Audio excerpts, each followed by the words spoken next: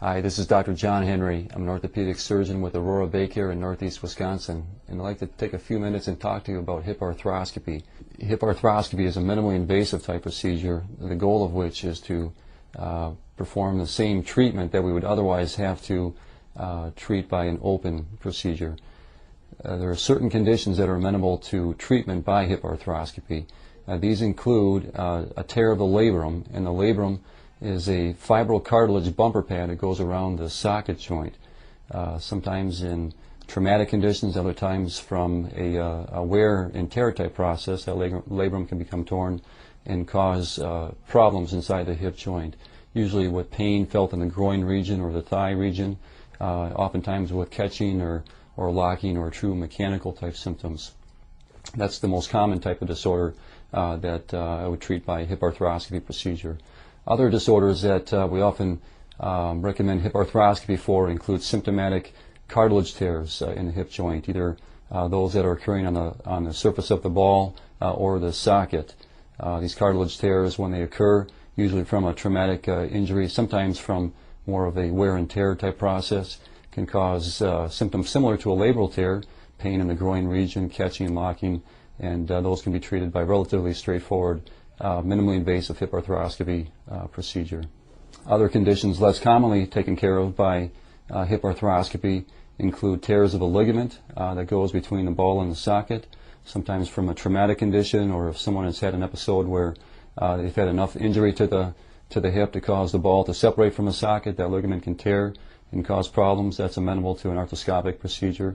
Sometimes there are certain conditions involving the capsule around the hip joint that it causes the joint to produce a lot of inflammation, sometimes small cartilage fragments that can irritate the joint.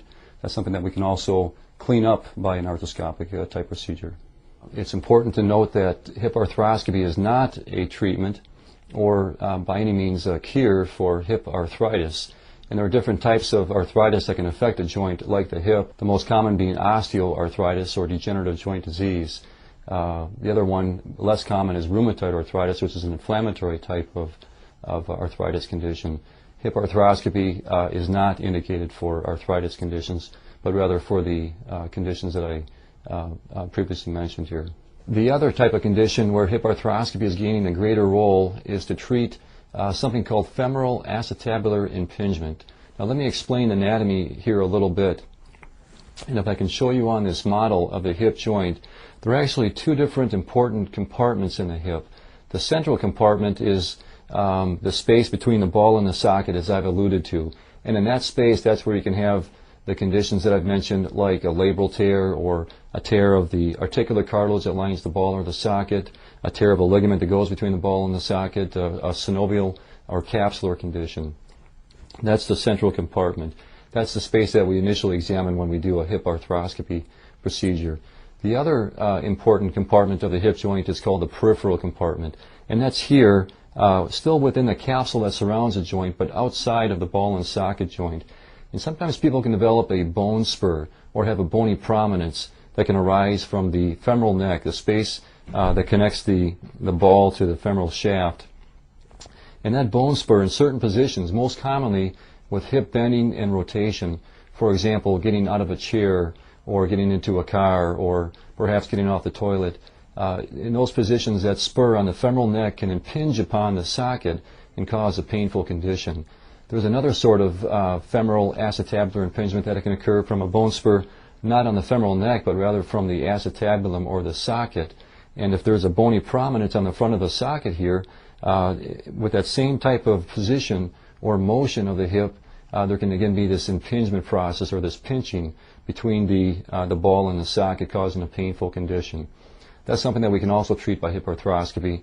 By putting the scope outside of the central compartment and into the peripheral compartment, we can identify that spur, whether it's on the femoral neck or the acetabulum, and use a bird type device to remove it and therefore eliminate that impinging process. Hip arthroscopy has gained a greater role and importance in treating these types of conditions that I've mentioned.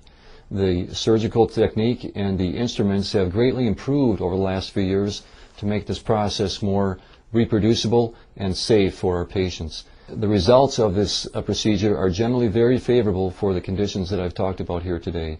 If someone's having pain in the groin or upper thigh region, or mechanical symptoms such as catching or locking or giving way sensations of the hip, this is likely related to one of the conditions that we've talked about, and therefore it may be a condition that can be successfully treated by hip arthroscopy. Again, it's important to understand that this procedure is not indicated or is not a cure for degenerative joint disease or osteoarthritis or even rheumatoid arthritis. You may be experiencing one of these conditions that I've talked about and therefore may be a candidate for hip arthroscopy. If you would like more information regarding this, you can contact my office and our staff would be happy to help you make an appointment.